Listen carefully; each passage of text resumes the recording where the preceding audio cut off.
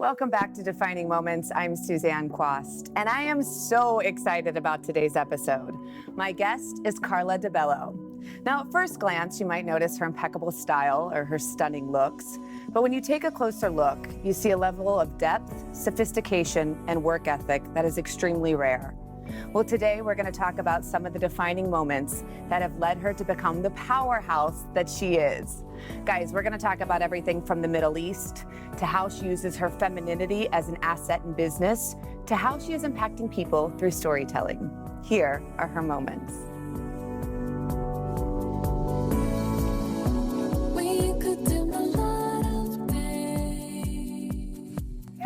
Hi, so good to see you. I'm so excited to talk to you. Thank you for having me. So Carla and I spoke a couple days ago, just in regards to the episode.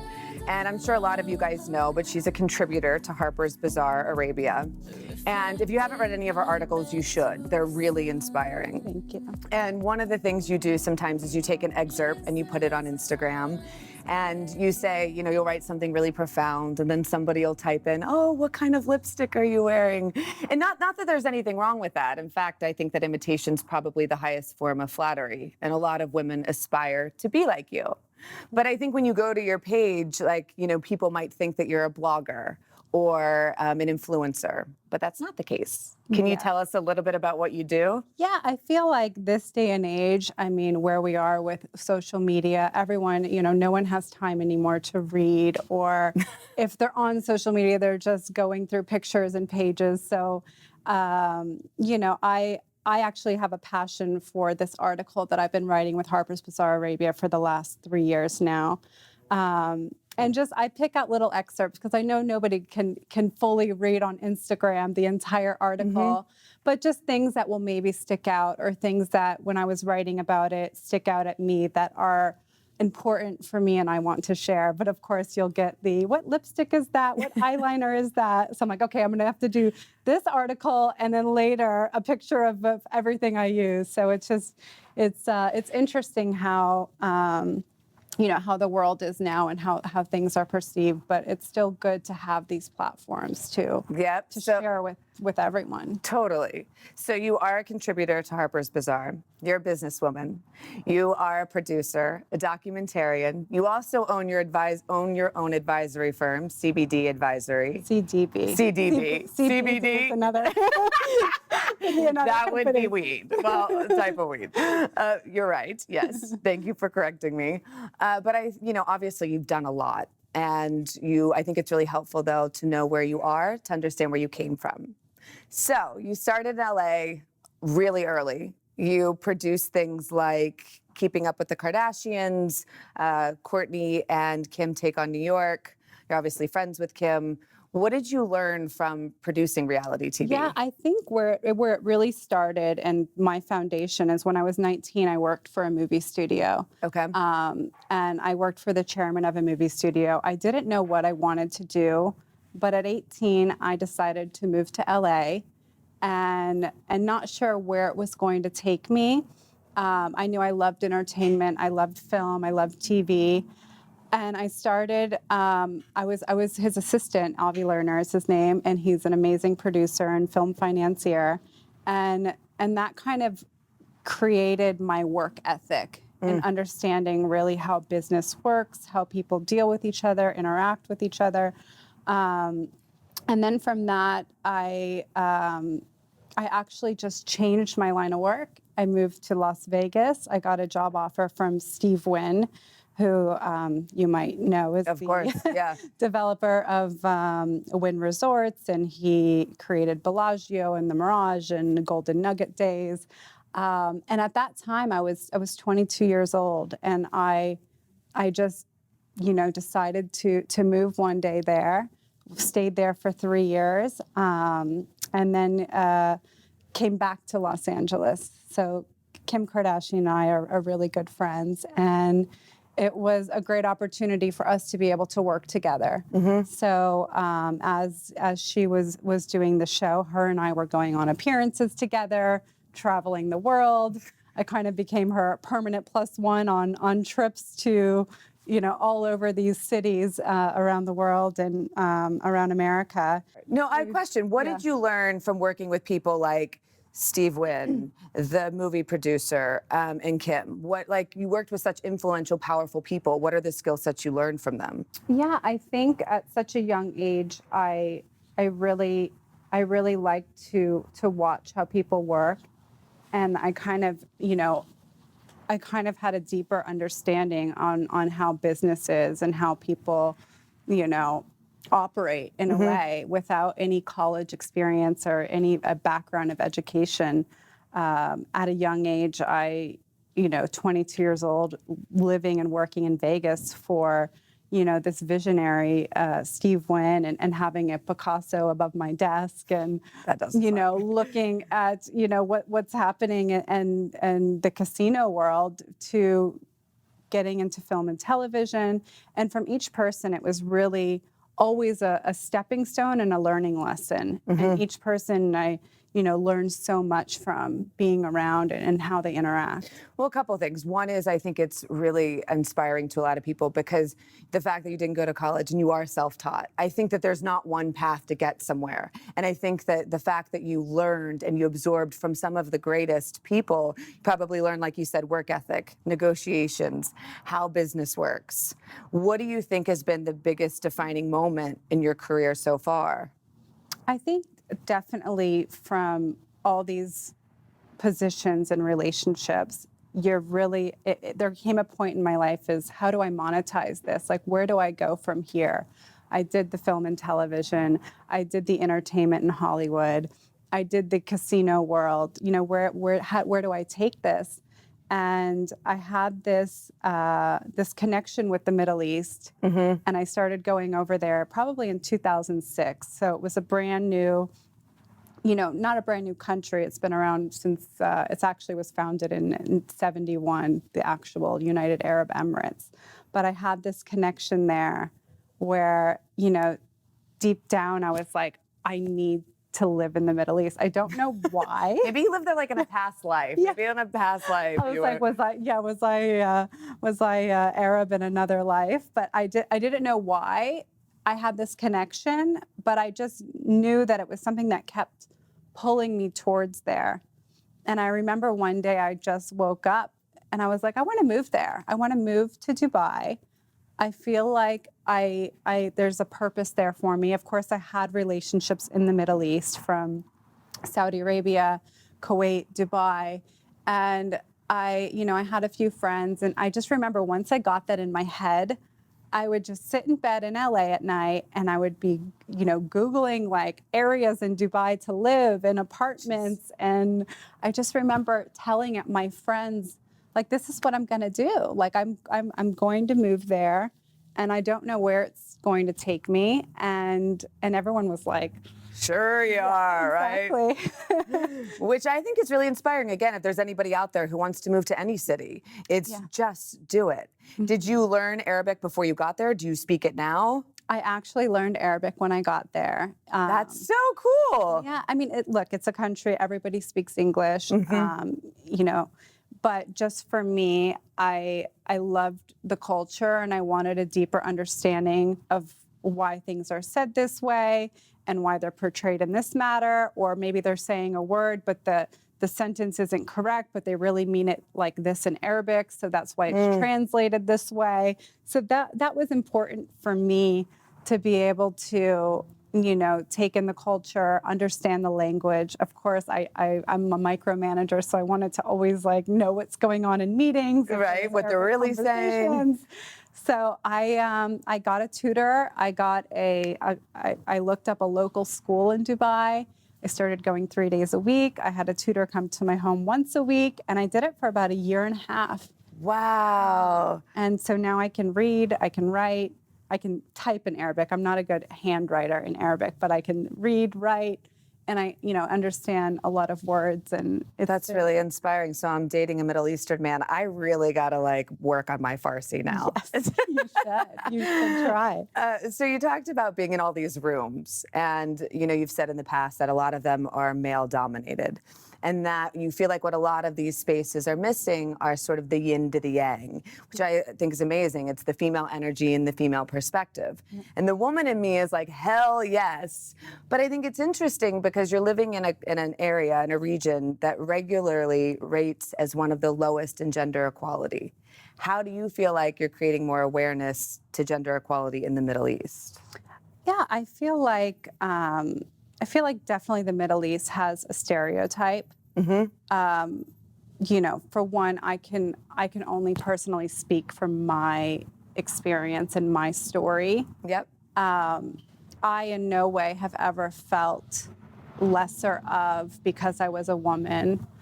If anything, to be very honest, I feel more respected and at times safer in the Middle East than even in America. Which is really interesting. Which is, yeah, very, very interesting conversations to have sitting in LA sometimes because, you know, we live in this world where we kind of gravitate to being impressionable and listening to what the media has to say all the time. And it's, you know, sometimes it's very one-sided.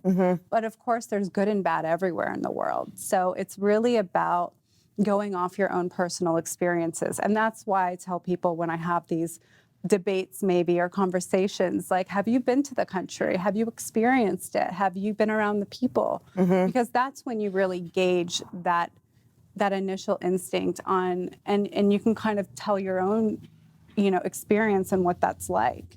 What do you think is the biggest misconception about Dubai and Saudi Arabia and the Middle East?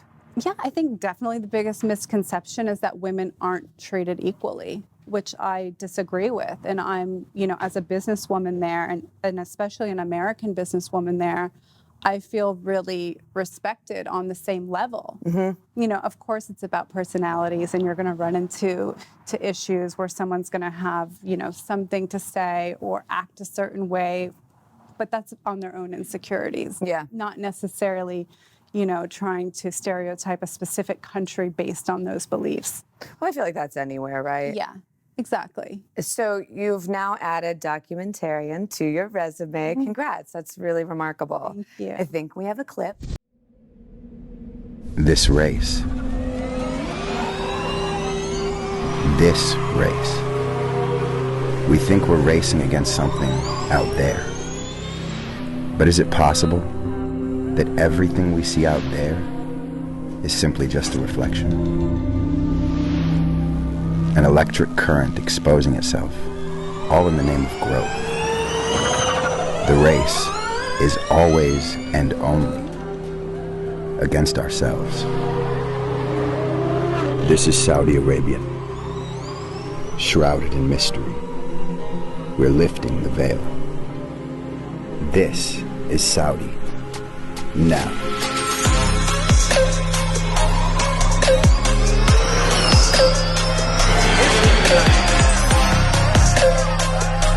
In a kingdom of evolution, it's oil versus electric. A high-tech future based on renewable energy, innovation, and electric mobility. With women recently being allowed to drive for the first time, we'll see how female drivers are inspiring future generations. We'll meet the Saudis that are fueling the kingdom's obsession with motorsports. This is a front row seat in the pit lanes of Formula E. This is a new view into a nation previously shrouded in mystery. From the racetrack to the desert, from the past to the future. This is Electric Kingdom. Tell us about the project, what it means to you, and why you chose this project. Yeah, this is actually my first documentary in the Middle East, and it was something I was so passionate about, and I really fought to make and to do. In January last year, they had made a decision, actually last year in December, they had made a decision in Saudi Arabia, in Diriyah, which is an area in Riyadh, to bring an electric car race to the country, which that alone shows how much things are changing, because you have a country that's dependent on oil. And they, made this decision to bring Formula E race there. They put it together in 120 days, which was mind-blowing. And it was a story where it was the first time ever there was a concert with men and women that could go and enjoy the concert together. Before, in public, you could never be together. That's interesting. Wow. So it was. You mean you can't go to public places? Excuse my ignorance, but yeah, if you previously in Saudi Arabia, in the kingdom, if you are not married and you're not accompanied by, your husband or your guardian, your husband, father, guardian, you couldn't congregate together in public places, which that has all changed now. So now men and women can dine together. They can go enjoy outside events together. There's cinemas now, so it's now the first cinemas. It was actually the first ever Western public concert. Wow. That men and women could go to together. So we were covering that in one weekend. We were covering the first ever electric car race. That's in the kingdom that weekend. We were covering and celebrating women now being allowed to drive there. They just lifted the ban, I think, probably about 10 months before that. So women can now drive. You can go to a concert together, and there's an electric car race going to one of the wealthiest oil cities in the world. So all of that was so important for me.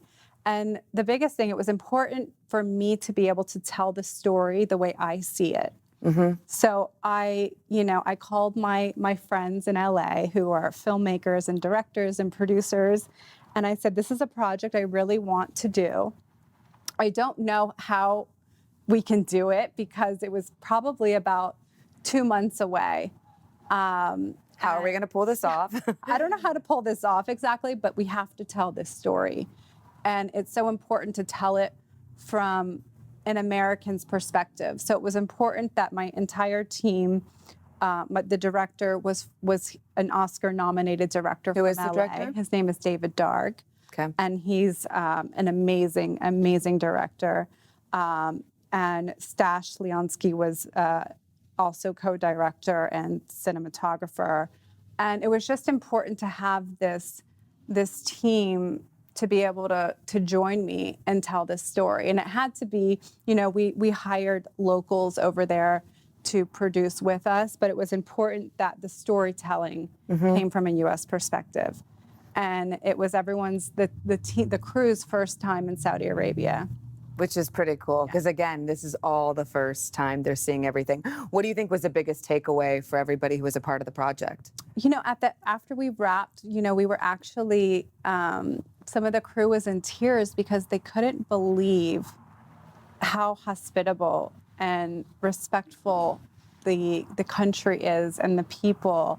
And they actually became brothers with some of the, producers on set with us that were from the country and from Riyadh. And, they had many laughs, and we had some cries, even at the race, watching little young girls. They had a little area which you'll see in the film, where young girls could drive and get their driver's license. And it was young girls and young boys. But it was something that was so special because they said, it's a time where these kids will never know what it was like to not be able to drive. Wow. And so it was a very special time to be there and shooting this experience. And we didn't want to just be on the ground at the race. It was important to kind of go into the city and talk to the nationals of the country and see what they think of these changes and their city. And I was just going to say that, speaking to the women there, how do they feel? How do you feel like that's changed the culture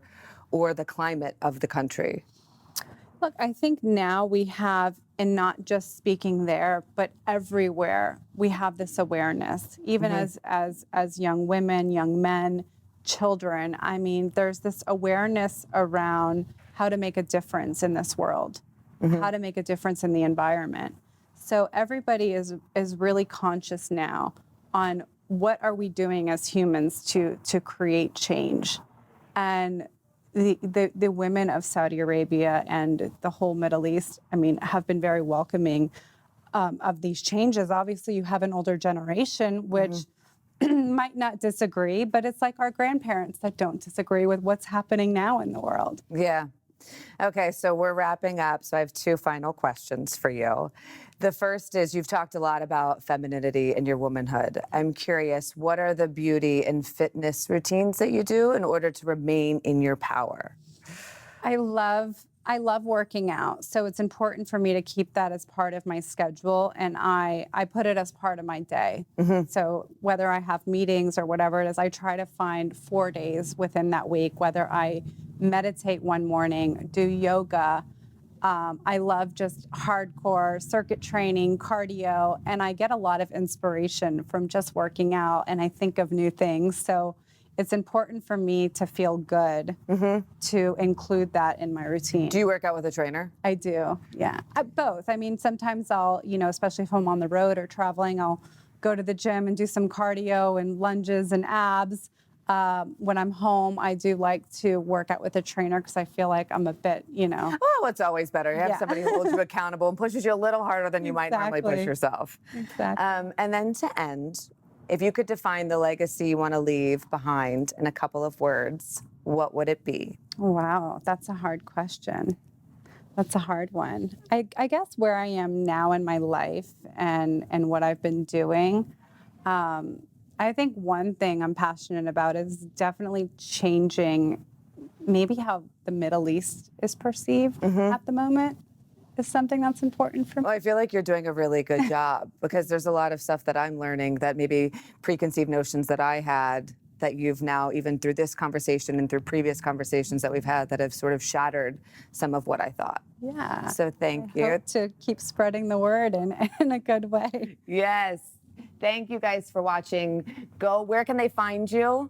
And when does your project come out? You can find me on... Say it to this guy right here. You can find me, my Instagram handle, which is my full name, Carla DiBello.